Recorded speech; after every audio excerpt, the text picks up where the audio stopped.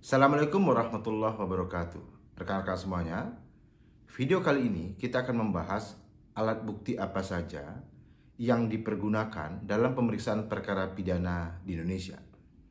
Sebelumnya, kita akan bahas dulu dasar hukum kenapa alat bukti itu diperlukan pada saat persidangan perkara pidana. Pada pasal 183 KUHP atau Kitab Undang-Undang Hukum Acara Pidana yang saya pegang ini teman-teman semuanya, dikatakan begini. Hakim tidak boleh menjatuhkan pidana kepada seorang kecuali apabila dengan sekurang-kurangnya dua alat bukti yang sah.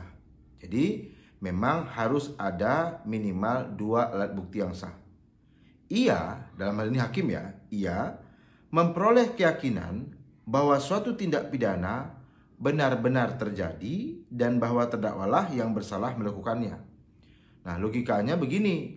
Ketika seseorang itu dihadirkan sebagai terdakwa dalam sebuah persidangan perkara pidana, maka hakim akan memeriksa dalam fakta persidangan apakah telah terbukti tentang dua hal, yaitu benar suatu tindak pidana itu terjadi, yang kedua, benarlah si terdakwa yang dihadirkan adalah pelakunya.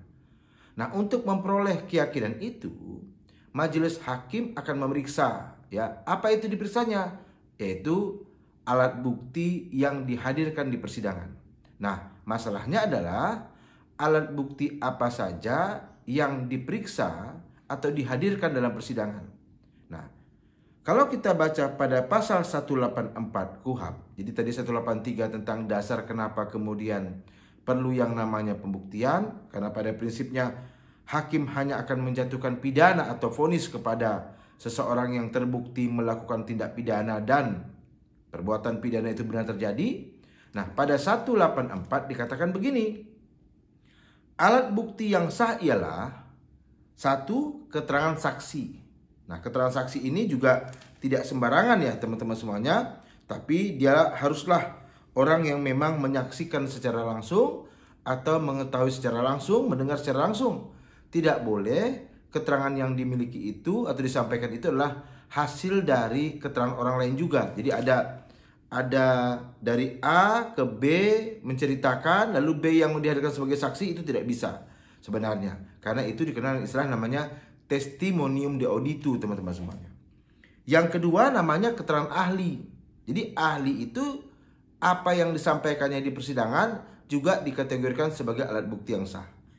Yang ketiga surat. Yang keempat, petunjuk. Dan yang kelima adalah keterangan terdakwa.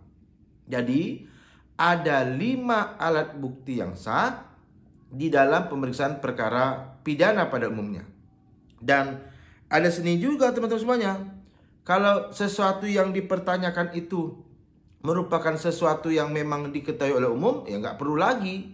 Maka di sini di 184 ayat 2 dikatakan, hal yang secara umum sudah diketahui tidak perlu dibuktikan. Saya ulangi, hal yang secara umum sudah diketahui tidak perlu dibuktikan. Nah, demikianlah rekan-rekan semuanya, secara prinsip ada 5 alat bukti yang itu menjadi bahan pertimbangan ketika majelis hakim memeriksa sebuah perkara pidana. Kenapa begitu? Karena nantinya itu akan dikaitkan pada pasal 191, yaitu dimungkinkan seseorang itu prinsipnya divonis bersalah, atau bisa saja akhirnya nanti vonisnya adalah putusan bebas dan putusan lepas. Karena nanti terkaitan dengan apa? Penilaian hakim terhadap pembuktian yang dihadirkan padanya dalam sebuah persidangan teman-teman semuanya. Demikian video singkat ini, semoga memberikan manfaat bagi kita semuanya. Apabila ada hal-hal yang ingin ditanyakan, silakan tuliskan di kolom komentar. Nah, kami akan jawab dalam bentuk video YouTube yang lainnya. Semoga bermanfaat. Saya akhiri, salam hormat dari kami, Irawan Harap di Kota Pekanbaru, Riau. Mantap, mantap, mantap.